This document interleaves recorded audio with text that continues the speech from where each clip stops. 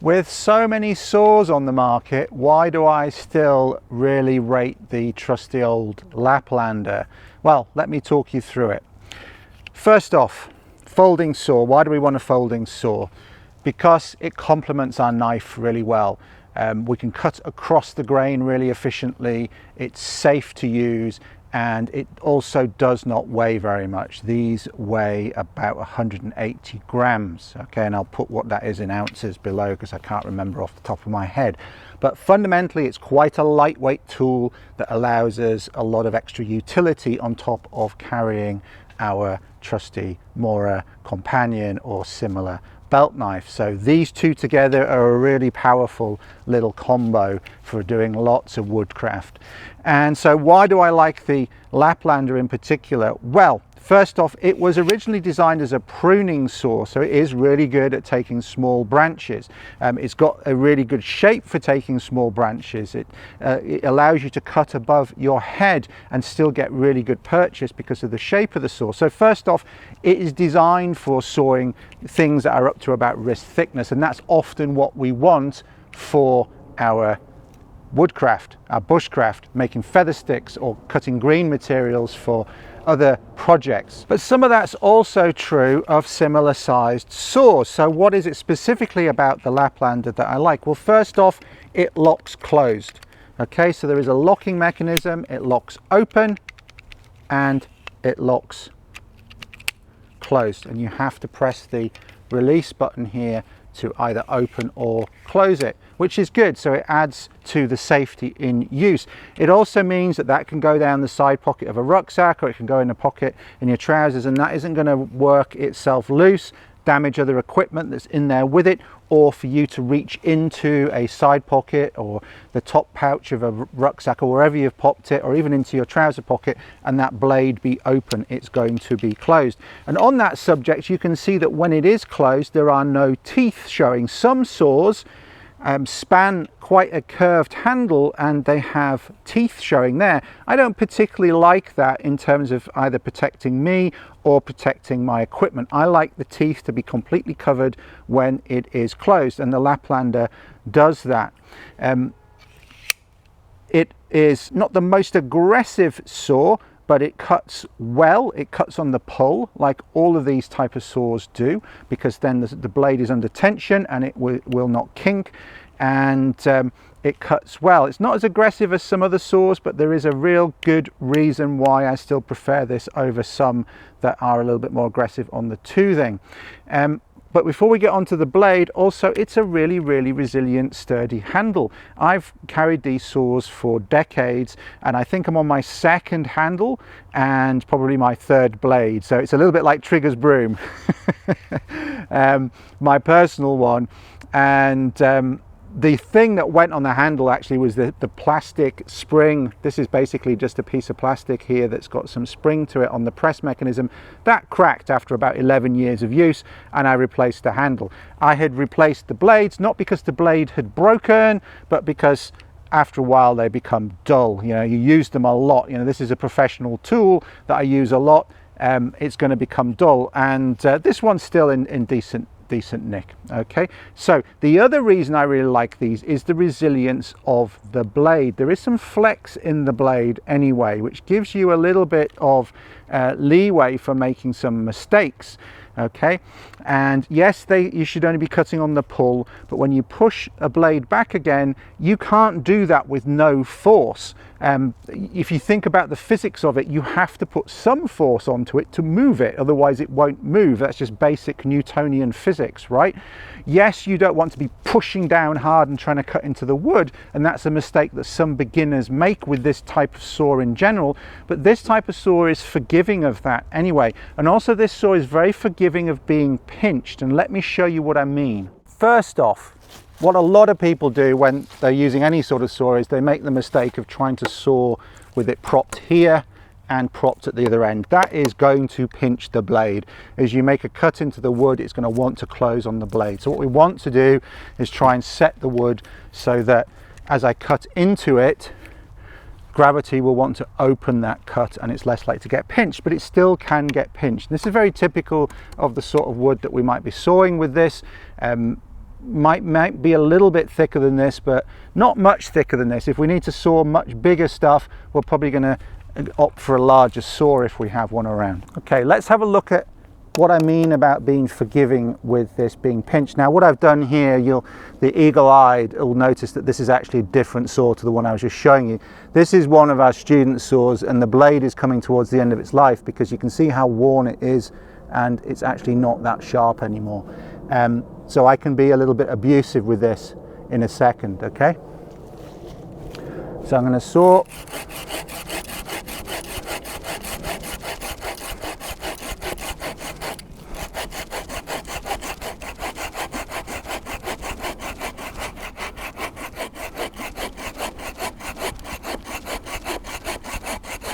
Okay, I'm a good way into that now, all right?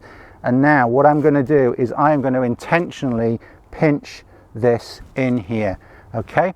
And I'm going to pretend that I've made a mistake, and I'm going to bend the tip. I'm actually cranking that there. So hopefully you can see I have, don't know if the camera will focus on that, but I've bent the tip. Okay, right, and that's something that some saws wouldn't handle, they would just break. Okay, so now what can we do about that? Well, if you've got a Leatherman, actually you could even do it with this. If you can get it back in, you might be able to bend it back again. That's pretty good actually. Yeah, just put it back into the slot that I bent it in and just bent it back the other way, and it's gone back to where it was. Let's do it again. Let's do it even more. Let's see if I can get it almost at right angles. Let's be a bit careful about it breaking. I don't want to cut myself.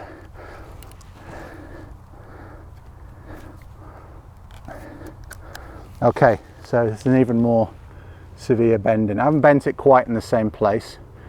You might get some sort of stiffening if you bend it backwards and forwards over time.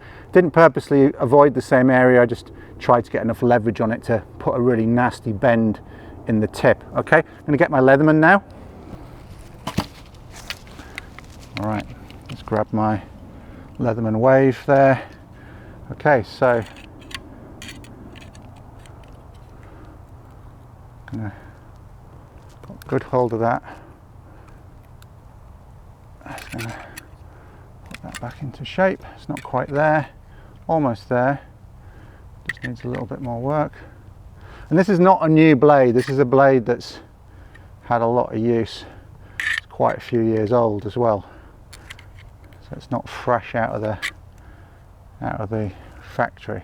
Okay, and that's pretty straight again. Right. So you see what I mean about this being forgiving of mistakes. And that's typically the type of mistake that you see, where people will get it pinched. It pinches before they realize, and then before they know it, they've kinked it because they're pushing into something where it doesn't want to go, and they're not pushing quite straight, and it bends. Okay. Now I've seen other brands of saw, notably Silky, but not just Silky saws. I mentioned Silky because they're very popular, and people often say to me, why don't you use Silky saws? Now I do use Silky saws, I'll come back to that, but I have seen students who've got really nice Silky saws in the situation that I'm just talking about, where they pinch the saw and the saw blade breaks. That then means that for the rest of the course, where they may be really reliant on their tools, not exactly a survival course, but a course where they're really having to use their tools heavily, and if they break it on the first day, and I remember at least one student who broke his Silky saw, pretty new Silky saw, on the first day of a week-long course where they were having to do a lot of work with just their tools and their personal tools and not much other equipment. That was a bit of a handicap for him. But also the way that blade broke, it actually snapped to leave a really jagged sharp edge, and before he even realized, he'd cut himself with the broken off part of the blade, one part of it. So he actually injured himself as well, and yeah, that was user error. If the saw had been used as designed, that wouldn't have happened. And I know that's what Silky would say, but the fact of the matter is that did happen. Okay, and I've also seen other often unbranded saws, you know, sort of cheap Amazon saws, break in a similar fashion when put under that kind of stress. Laplander saws don't do that, which is one of the reasons I like them. Okay, just to reiterate the point, I have another old student saw here, again with a very worn blade that has had many hours of use, many days and weeks of use, and is really at the point where it needs a new blade. But I've got some pliers here, and let's just go ahead and give that a nasty bend. Okay, so I got just the tip and I bent it more than right angles, and that was what was needed to break the tip off. Okay, had to really try hard to break that off, just bend it right round. And actually I did cut myself a little bit there, fair disclosure, just on the tip. You can chuckle at that. I'm chuckling as well, but that's what happens. Didn't do that on purpose to prove a point, but that's what happens when saw blades break. It's also why I put the eye protection on if that flew off. But I had to try really hard to break just the tip, and I got hold of a bit that was the same width as the end of the pliers there, and really cranked it round. Just a mere flesh wound there. But the point is, when saw blades break, they are somewhat dangerous, and it's unpredictable, and it tends to be when there's quite a lot of force on them. And okay, you might argue there shouldn't be so much force on them, but people make mistakes. Now, I first learned about the resilience of the Laplander really when I was working on a course in the north of Sweden with Lars Falt, and it was back in my woodlaw days, and we were running the Arctic experience up there, and one of the students hadn't brought a folding saw, even though it was on the kit list. He didn't have one. I think maybe because he was there as a couple with his partner, with his wife, I think maybe they had one between them or something, but what they were doing, they needed one each. And so he asked if he could borrow mine, and I was somewhat younger and more naive back then. I lent him my Laplander, and not that long later, maybe about 45 minutes later, it came back and it had two bends in the blade. It would bend towards the tip, and it had a bend here, so it was kind of like a little mini S shape. I think he tried to bend it back again, but he'd managed, I don't know if he'd kinked it or trapped it, I don't know. I don't know what he'd done with it. Basically, he was quite a heavy-handed guy, it turned out, throughout the week. But yeah, I was glad and grateful that it wasn't another type of saw that might have broken under the same circumstances. Now, I also want to make a point about context. Context is really important, and it's something that in the comments on YouTube channels and on forums and on chats and discussions about equipment, people often don't think about context, or they don't think about the fact that the context that the person who is talking about is different to the context of the person listening, right? So our context can be different, and even for ourselves, our context can change. So for example, for me, I'm currently in an area of woodland that I teach in. It's a coppiced area, and we teach woodcraft courses here, some axe and campcraft courses here, and we use a range of tools. And then on the other side of this area, we've got a big several thousand acre area here that we use for teaching, our training area. We're very fortunate to have access to this. On the other side, we run, say, our elementary courses, and people are using their tools, people are learning bushcraft, and it's an environment where people can make mistakes, all right? And it's an environment where people can break tools, and it's not the end of the world, because we can go and get more. Yeah, we can go get in the vehicle, drive down the track, go to the store, we can buy more tools, okay? But if I'm doing a wilderness canoe trip, for example, I need the tools to be forgiving, because if something breaks, I can't just go to the store and buy a new one. If one of the participants breaks one of their tools when they're preparing firewood or something for camp, they can't go and get a new tool either. So we need stuff that's forgiving of mistakes when people are tired, when people are hungry, etc. There's also the context of emergencies, particularly when we're talking about Laplander saws. So if I'm on a canoe trip, I need something that will saw through a kneeling thwart or a seat attachment, the part of a wooden seat on a canoe. So if someone is entrapped in a canoe, it's a foot entrapment, they might be partially submerged, I might be having to hold them up above water in a submerged canoe that is pushed onto a rock where the bottom of the boat has folded inwards, pushed upwards, and the boat is folding around a rock in a rapid, for example. Their foot's trapped under the seat. I need to saw through some woodwork there to get them free. Now, this has never happened to me, and I hope it never does happen to me, but I need to have a tool on me, either on my belt or in my buoyancy aid, that I can take out, I can open, and I can saw. And I'm going to be adrenalized, I'm going to be rushing, I'm potentially saving someone's life. I don't want to be thinking, oh, I can only pull on the cut, I can make sure I only, cut on the pull, and be really careful about the angle that I'm using. I want something that's a bit forgiving. I want something that's going to do the job but is going to be forgiving, which is another reason why I carry a Laplander, particularly in wilderness situations, because I can use it for my day-to-day jobs, but then also it's there for me when I need it for an emergency as well. So a lot of people who argue about these things online are only often thinking about one context, and that context isn't necessarily the same as the context that's being presented, which is why I try and talk about context. But then I also get people saying that just get on with it, talk about the gear, get onto the gear list, get onto the context is super important. Without context, none of this makes any sense. Like, why are we talking about this stuff? Why is this better than this in this circumstance? You have to talk about the circumstance. There are no absolutes, right? There's a lot of very good gear out there, but some has got better qualities than others in certain respects, which suit different contexts.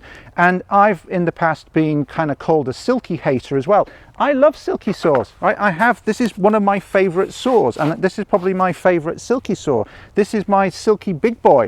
Yeah, I love this saw, it's awesome. And I use it for jobs, particularly around here, coppicing, when you need to get into coppice stools and take poles out where you can't get a bow saw in. It's got really nice aggressive teeth on it, but it cuts smoothly, and so you can get a really nice clean finish. It's quite a deep blade, and so even for starting off woodworking jobs, woodcraft jobs, carving jobs, getting really nice clean cuts before you start. I really like this saw, much more than a bow saw of the same length, really, for those jobs, getting a really nice clean cut. So more arboricultural type things, which is what this is designed for. And even a smaller silky for those really controlled cuts, stop cuts in carving projects, those sorts of things, get really nice clean cuts. They do a really good job of that. Okay, but for me, for wilderness use, the Laplander, for a small folding saw that's going to complement my belt knife, the Laplander is still the #1 choice, because it's robust, it's safe, it's resilient, it is forgiving, but it does the job. And also, it's light and it's not that expensive. So what's not to like? That's the reasons I like the Laplander. And if you want to learn more about setting up your Mora companion to work well with a ferro rod, then watch this video here right now. See you there.